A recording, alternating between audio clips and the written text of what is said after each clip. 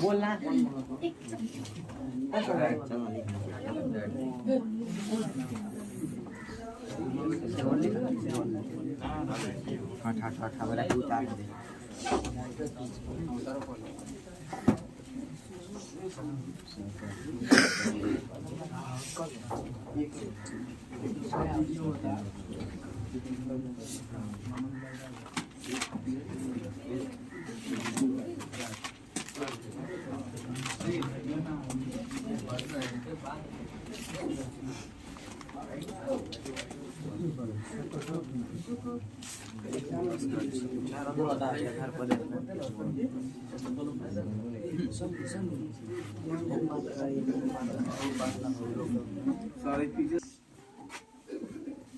देखिए, अभी हम लोग उच्चारण स्थान पर है, वर्णों के उच्चारण स्थान। इसमें जो है इसके 9 उच्चारण स्थान होते हैं। जहाँ आप लोग के सामने दिख रहा है 1 2 3 4 5 6 7 8 और 9 है ना। वर्ण में हम लोग सिर्फ अक्षर के बारे में पढ़े थे, और अक्षर में हम लोग जितने भी अक्षर लिखी गई है, कवर्ग बताया गया था, चवर्ग बताया गया था, है ना। इस तरह करके 5 वर्ग आप लोग को बताया गया था। यानी टोटल जो है आपको वर्णमाला में, हिंदी वर्णमाला में 5 वर्ग होता है, और 5 वर्ग के अंतिम अक्षर को जो है पंचमा अक्षर कहा गया है ना। तो यहाँ पर आप लोग देख सकते हैं लिखा गया, इसमें आपको पंचमाक्षर भी दिख रहा है ना। ये पंचमाक्षर हो गया है कि नहीं। और लास्ट स्टेज की ओर हम लोग वर्ण के जो है लास्ट, वर्ण अध्याय के लास्ट स्टेज की ओर है। इसके बाद जो है हम लोग शब्दों को खंडित करना सीखेंगे, और उसके बाद जो है वर्ण चैप्टर समाप्त हो जाएगा। जहाँ तक आप लोग को बताए थे कि वर्ण अध्याय पढ़ने का तात्पर्य है कि आप अच्छी तरह से जो है किसी भी शब्द को बिना कलम और कॉपी के जो है ना, मुंह से एक एक अक्षर को उच्चारित कर सकते हैं। अगर इतना कर लिए तब समझेंगे कि हाँ हम वर्ण पढ़ लिए हैं। इसमें जो है अनेकों प्रकार के डिफिनेशन पढ़े है ना। हम लोग पढ़े स्वर वर्ण के कितने भेद होते हैं, कितने आधारों पर बांटा गया है, व्यंजन वर्ण के कितने भेद होते हैं, है ना। और भी अन्य अक्षर के बारे में हम लोग जाने थे।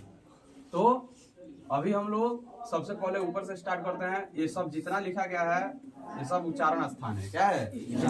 और उच्चारण स्थान के आधार पर जो है वर्ण का नाम भी दिया गया है, और कौन कौन से वर्ण जो है इसके उच्चारण स्थान के द्वारा उच्चारित होते हैं उसको भी बताया गया है ना। सबसे पहले हम लोग देखते हैं कंठ। कंठ जो हम लोग के जो है शरीर का एक हिस्सा है ना। और बताए थे वागेंद्रियां। क्या बताए थे? वागेंद्रियां बताए थे ना। यानी वैसी इंद्रियां जो बोलने में हमें सहायता करे। तो जहां तक हम लोग जानते हैं कोई भी जीव है मुंह से ही बोलता है ना। कैसे से बोलता है? तो जितना भी जो है वागेंद्रियां होती है हमारे मुंह के अंदर होती है, यहाँ कंठ से लेकर है ना, और पूरा जितना है ना अंदर का कंठ हो गया, तालु हो गया, जीभ हो गया, है ना, मुष्ट हो गया। उसके अलावा कुछ मिश्रण भी किया जाता है उसमें। जैसे कि यहाँ पर लिखा गया है मुख और नासिका, है ना। यहाँ पर लिखा गया है कंठ और तालु। यहाँ पर लिखा गया है कंठ और कोश, और दंत और इन सबको उच्चारित करने में जीभ की जो है अहम भूमिका होती है। जीभ, है ना। ये कोई भी वर्ण है ना। यहाँ जहाँ तक हम लोग स्पर्श व्यंजन पढ़े थे लोग, तो स्पर्श व्यंजन में बताया गया था कि हमारी मुख की जो है जितनी भी जो है वागेंद्रिया है, हिस्सा है ना, अंग है, वो एक दूसरे से क्या होते हैं? स्पर्श होते हैं, छूते हैं, है ना। तो स्पर्श व्यंजन का जो है तात्पर्य है कि अंग जो है हमारे मुंह के जो अंग है ना, मुख के जो अंग हैं वो एक दूसरे को क्या करते हैं? छूते हैं। स्पर्श मीन्स क्या हुआ? स्पर्श जैसे कि मैं इस व्यायाम पट को स्पर्श कर रहा हूँ, यानी छू रहा हूँ, ये ना होगा जी। वो भी तो कंठ, उच्चारण स्थान कंठ दिया गया, जिसका नाम दिया गया वर्ण का नाम कंठ वर्ण। क्या बोला जाएगा? ऐसे वर्ण जिसको जो है कंठ के माध्यम से उच्चारित किया जाता है ना, उसको बोला जाएगा कंठ। जैसे कवर्ग है, तो कवर्ग में 5 अक्षर आते हैं, क ख ग घ और अंग। क ख ग घ है ना। उसके बाद अ को भी बोलेंगे, क को बोलिए, क ख है ना, यानी क से लिख दीजिए। अंगों को इसमें से अभी निकाल देंगे, क्योंकि अंगों को जो है कहाँ रखा गया है, मुख और अनुनासिका में है ना, क्योंकि ये पंचमाक्षर है। अंग, इय, अण, न और म, 5 को पंचमाक्षर है, तो पंचमाक्षर को अभी निकाल देंगे। क से लेकर घ तक इसको उच्चारित करेंगे तो कंठ के माध्यम से उच्चारित होंगे, है ना। क्या चीज से उच्चारित होंगे? और अ को भी उच्चारित करके देखिए, अ ये भी कंठ के माध्यम से उच्चारित हो रहे हैं। आ, ह, है ना। और लास्ट में है विसर्ग। विसर्ग क्या है? विसर्ग। जैसे हम लोग विसर्ग लिखते हैं ना, विसर्ग आपको जो है देखिए, ये अनुस्वार हो गया। क्या हो गया? अनुस्वार हो गया। और इसी के बाद जो है होता है विसर्ग। जैसे हम लोग स्वर में पढ़ते हैं अंग और क्या पढ़ते हैं, तो ये आपको स्वर हो गया, और इस स्वर के मिलने से जो है क्या बनता है? मात्रा। इसको बोलते हैं मात्रा, है ना। क्या बोलते हैं? मात्रा। तो ये आपको जो है समझने के लिए था विसर्ग होता क्या है, कैसा होता है। तो यहाँ पर आपको विसर्ग है ना। तो ये हो गया आपको कंठ, यानी कि वैसे वर्ण जिनको कंठ के माध्यम से जो है क्या करते हैं, उच्चारित करते हैं, उन्हें कंठ वर्ण कहा जाता है। फिर अब तालु आ गया। तालु क्या है जी? तालु। तालु आप लोगों को मालूम है ना, जीभ के जो ऊपर का हिस्सा जो होता है तालु है ना, वे तालु। तो उच्चारण स्थान तालु दिया गया है, और वर्ण का नाम जो है तालव्य वर्ण। कौन वर्ण? ऐसे वर्ण जो तालु के माध्यम से जो है क्या हो, उच्चारित हो, उसको कहेंगे तालव्य वर्ण, है ना। जैसे उच्चारण करके देखिए चौवर्ग का, च छ, यानी आपका जीभ जो है कहाँ सट रहा है? तालु में। ह्रस्वई है ना, उसके बाद जो है दीर्घ ई, दीर्घ है ना, यो और तालव्य। तालव्य क्या है जी? बहुत सारे बच्चे बोलते हैं तालब सो, नहीं कोई बोल देता है सो है ना, लेकिन इसका जो है सही उच्चारण होगा तालव्य तो वही है ना, और स बोलेंगे तालव्य। थोड़ा सा क्या करना है, हाँ खींच कर बोलना है ना। ये हो गया तालु के माध्यम से उच्चारित होने वाले वर्ण। उसके बाद है मूर्धा। मूर्धा, अब इसको मुर्दा नहीं बोलेंगे, मूर्धा। क्या है? मूर्धा। मूर्धा यानी कि मूर्धा ये आपको उच्चारण स्थान हो गया, और जो है वर्ण का नाम हो गया मूर्धन्य वर्ण, है ना। मूर्धन्य वर्ण यानी कि वैसे वर्ण जो मूर्धा के माध्यम से क्या होते हैं, उच्चारित होता है ना। इसमें आता है आपको टवर्ग, ट यानी कि जीभ जो है ना आपका थोड़ा जो है अंदर खींचता है ना, ट। उसके बाद ठ, ये भी है ना, ठ तक, कहाँ तक? उसके बाद री, र और तालव्य। देखिए मूर्धा यहाँ पर, ये मूर्धन्य है ना, यहाँ पर हो जाएगा तालव्य श, ये हो जाएगा मूर्धन्य श। और एक और श है यहाँ पर, है ना, इसको बोला गया है दंत। दंत स भी बोल सकते हैं, या दंत स भी बोल सकते हैं ना, दोनों बोल सकते हैं। उसके बाद दंत हो गया, ओष्ठ हो गया। इसी प्रकार जो है समझ लेंगे, है ना, उच्चारण करके समझेंगे और खुद से उच्चारण करेंगे, ताकि जो है समझ में आए कि आखिर वो अंग कौन है ना। वो उच्चारण स्थान हमारा जो है मुंह के अंदर से कहाँ से आवाज निकल रहा है ना, क्या स्पर्श, क्या छू रहा है, क्या कौन से अंग से जो है हम उच्चारण कर पा रहे हैं। उसके बाद यहाँ पर देखते हैं मुख और नासिका। मुख और नासिका, ये दोनों मिलते हैं तो बनाते हैं अनुनासिक। क्या बनाते हैं? अनुनासिक। तो अनुनासिक में हम लोग देखें पंचमाक्षर, जैसे अंग, क्या है जी? नाक का भी जो है इसमें उच्चारण आ रहा है, यानी नासिका का मतलब हुआ कि उसमें नाक का भी हिस्सा रहेगा, है ना। तो कह रहा है कि अंग, इय, अण, है ना, न और म, है ना। और अनुस्वार और चंद्रबिंदु, अनुस्वार दिया है, अनुस्वार यहाँ पर समझाया था, है ना। और चंद्रबिंदु, तो चंद्रबिंदु ऐसे होता है ना, चंद्र लेकर और क्या दे दीजिए, बिंदु, चांद जैसा बना दीजिए, है ना। ये चांद जैसा बना दिया, और यहाँ पर क्या दे दिए, बिंदु, है ना। तो ये हो गया चंद्रबिंदु। जैसे लिखा जाता है चांद, क्या लिखा जाता है? ये हो गया चांद, चांद हो गया नहीं। अरे ये तो चांद है ना, तो इस पर जो है चंद्र बिंदु देना अनिवार्य है ना। अब होगा चांद, क्या होगा? चांद है ना। एक हो गया आपका। आगे आते हैं तो मुख और नासिक से जो वर्ण उच्चारित होते हैं ना, यानी कि उसमें नाक का भी जो है हिस्सादारी होता है, उसको अनुनासिक बोलते हैं। कंठ और तालु, देखिए कंठ भी रहेगा और तालु का भी जो है मिश्रण रहेगा, है ना। दोनों मिलकर उच्चारित जो इस वर्ण को करेंगे उसको कहेंगे कंठ तालव्य वर्ण। क्या कहेंगे? कंठ तालव्य वर्ण। जैसे ये है आपको ए, क्या है? ए आई। जैसे हम लोग पढ़ते हैं अ आ ह्रस्व ई दीर्घ ई ह्रस्व उ दीर्घ उ री ए आए, क्या इसमें 2 मात्रा मिल गया है ना।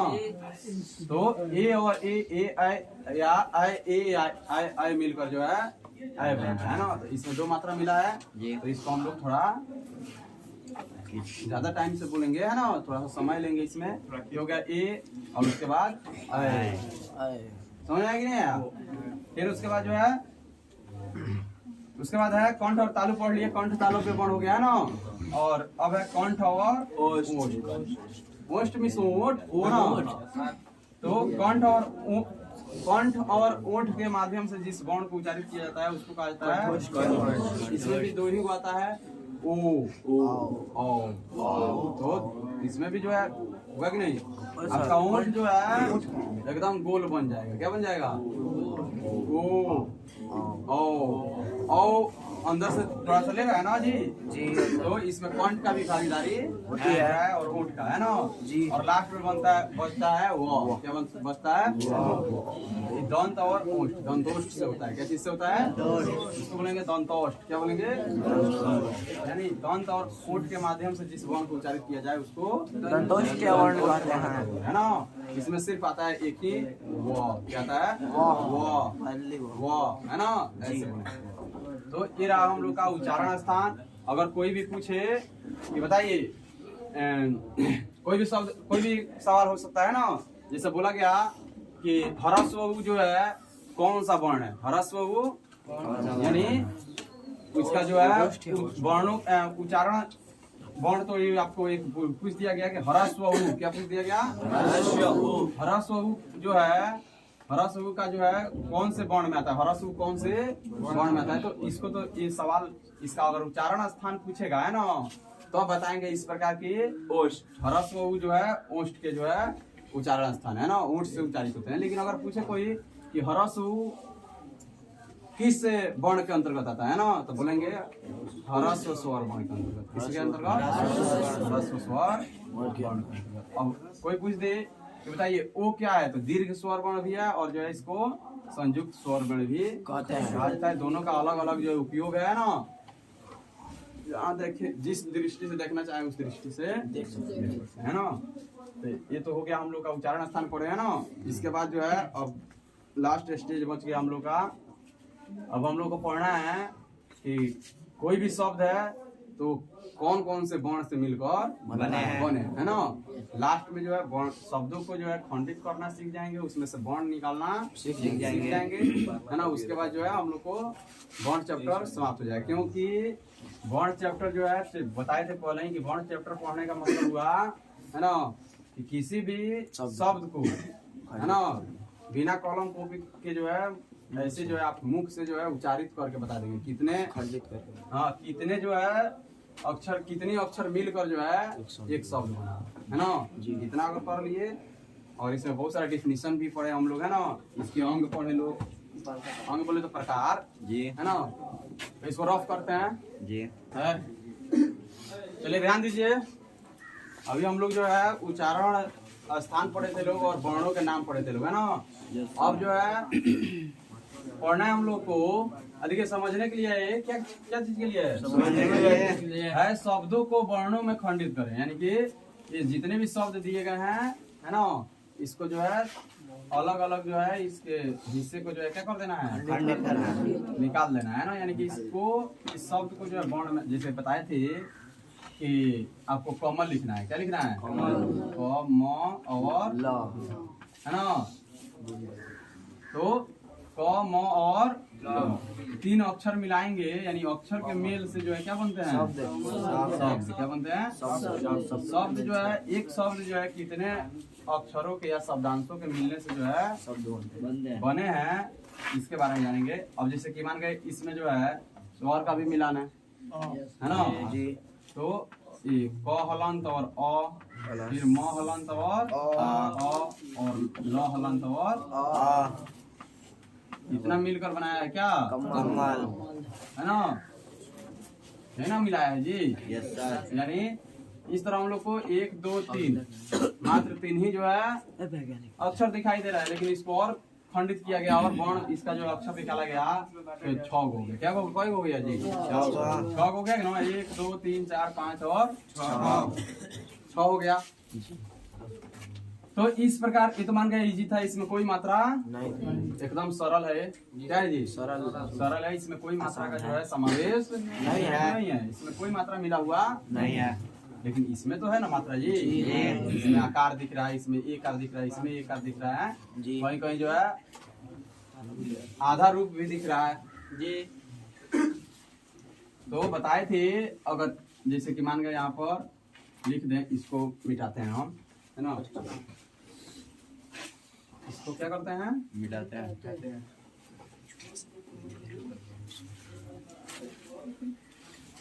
ये आपका जो है रेफ था, क्या था जी रेफ। फ बोलेंगे फ, रेफ क्या बोलेंगे रेफ। इधर से अगर दे दिए तो इसको बोला गया पदेन, क्या बोला गया पदेन, है ना। उसके बाद जो अगर इधर से दिए तो हलन, क्या हो गया हलन। ये सब याद रखेंगे है ना। अगर जो है हम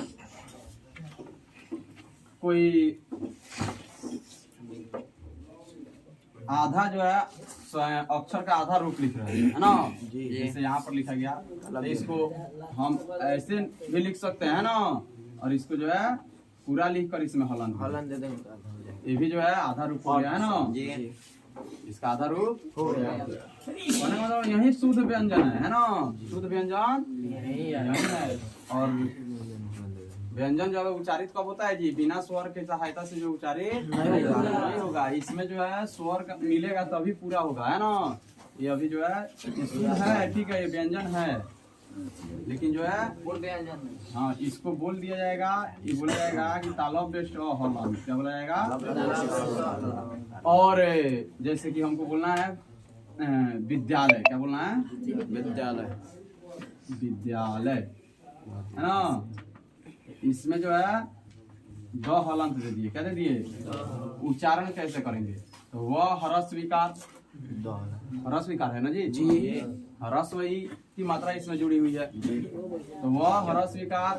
और देखिए आधा तो है, पूरा य है ना, तो बोलेंगे द य संयुक्त, क्या बोलेंगे जैसे ही हम लोग जो है संयुक्त शब्द का जो है प्रयोग करेंगे, कौन सा शब्द का संयुक्त शब्द का, तो आगे से जो है अगला का जो पिछला भाग होगा है ना वो आधा हो जाएगा। जैसे बोला गया वो ह्रस्व विकार द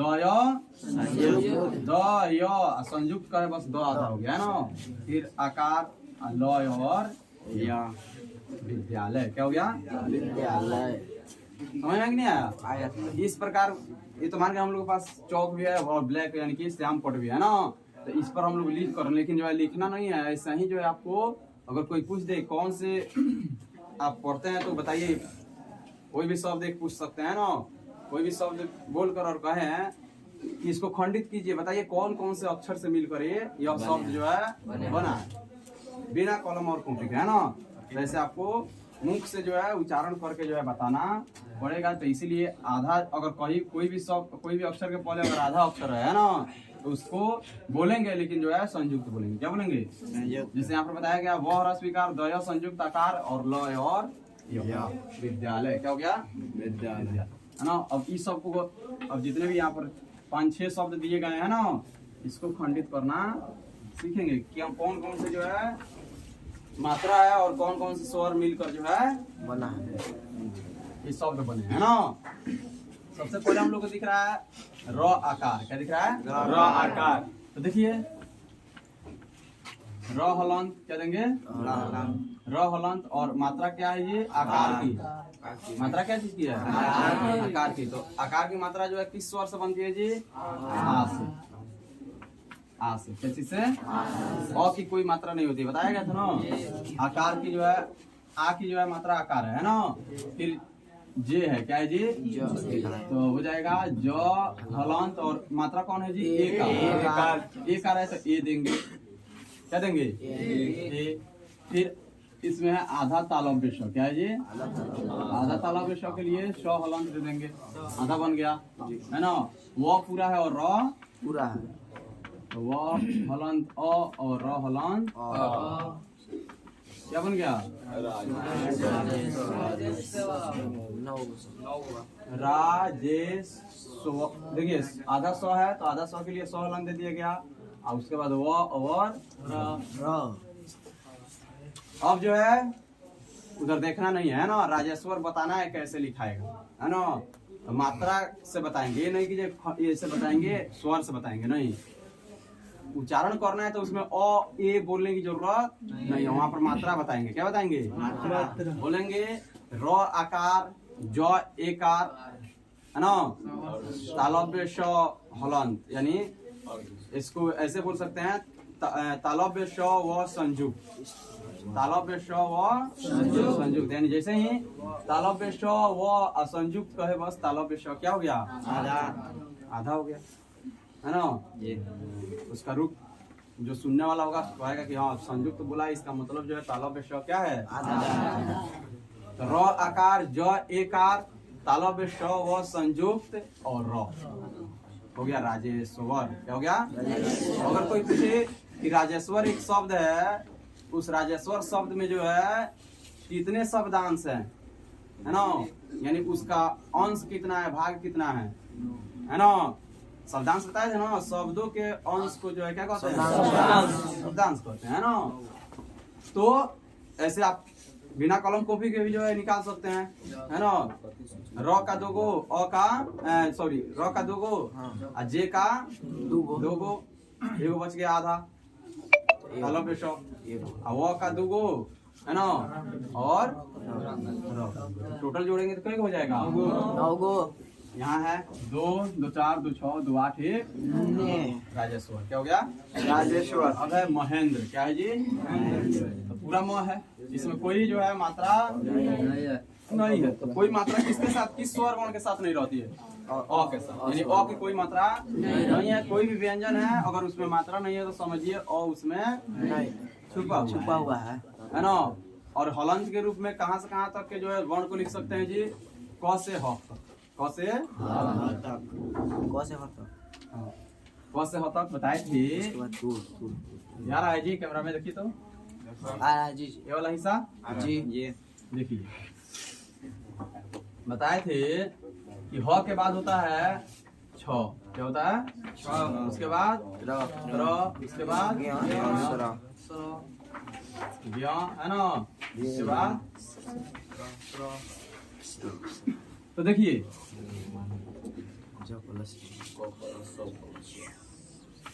अब इसमें मात्रा अगर रहेगी है ना तो उसमें अपना स्वर डाल लेंगे जो भी स्वर रहेगा जिस मात्रा का है ना।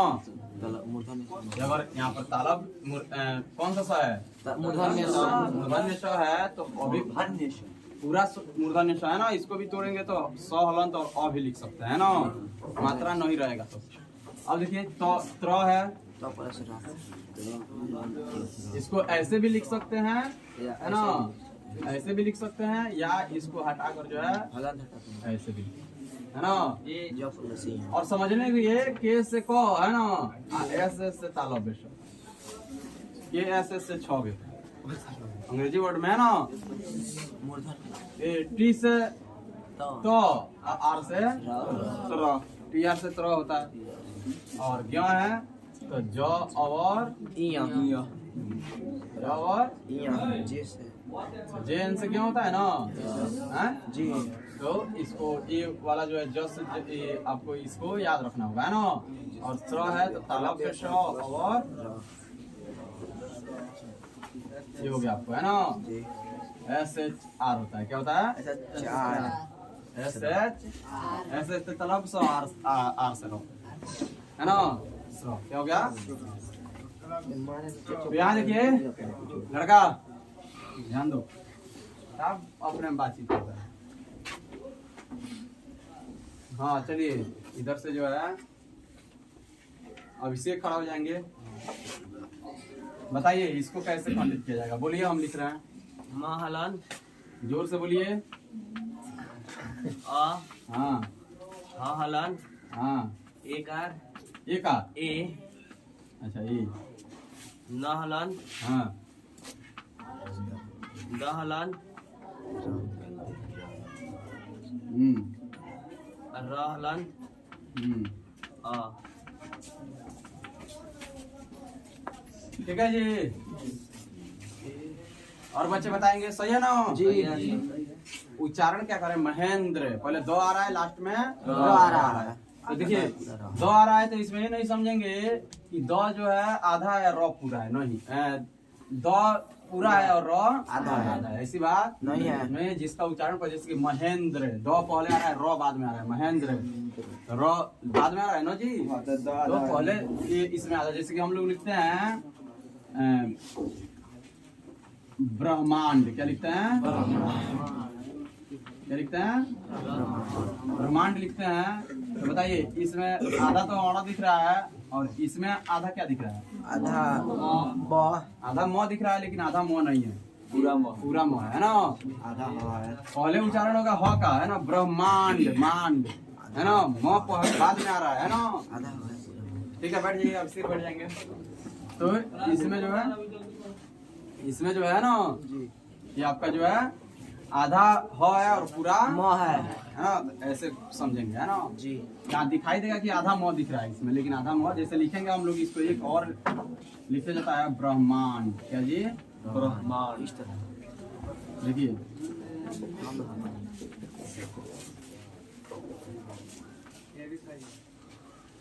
अब क्या दिखा इसमें? आधा म दिखा कि आधा म दिखा? आधा आधा ह पूरा म दिखा कि नहीं दिखा? अब क्लियर हुआ जी। तो उच्चारण को पकड़ना, यानी कि कौन सा उच्चारण जो है, किस अक्षर का उच्चारण पहले हो रहा है उसको पहले लिखेंगे, है ना। आगे की ओर बढ़ते हुए अगला देखते हैं। महात्मा। क्या है जी? म का कोई इसमें, म में जो है कोई मात्रा नहीं है, हा है। क्या है जी? ह में आ है, ह में आकार है, फिर आधा तो है तो हलंत और म आकार आकार। हाँ तो माँ नहीं हो गया? हो गया सर। अब देखिए युधिष्ठिर। क्या है जी? कार य हलंत उ हरसु ल हरस्वी। और देखिए अब आधा स है इसमें। क्या है? आधा म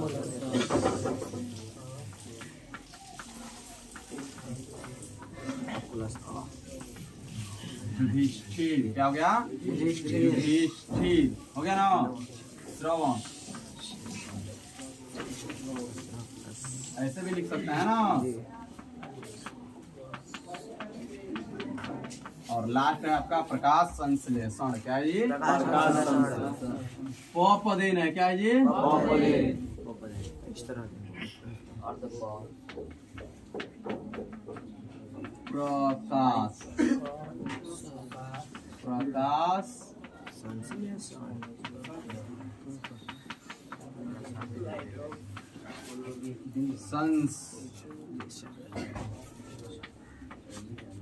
ले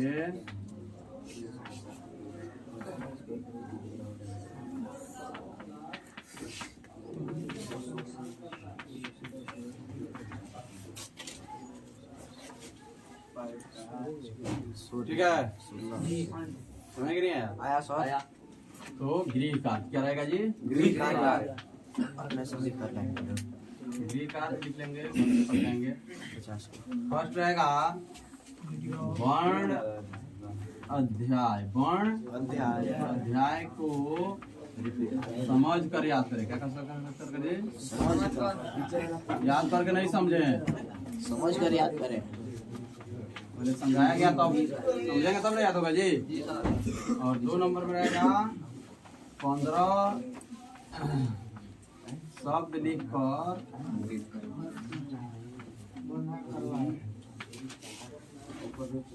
हिंदी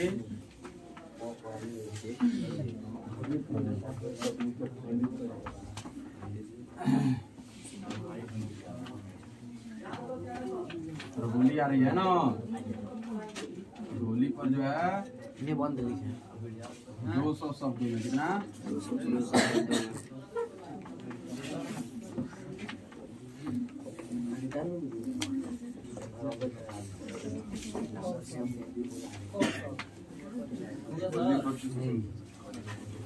इतना करके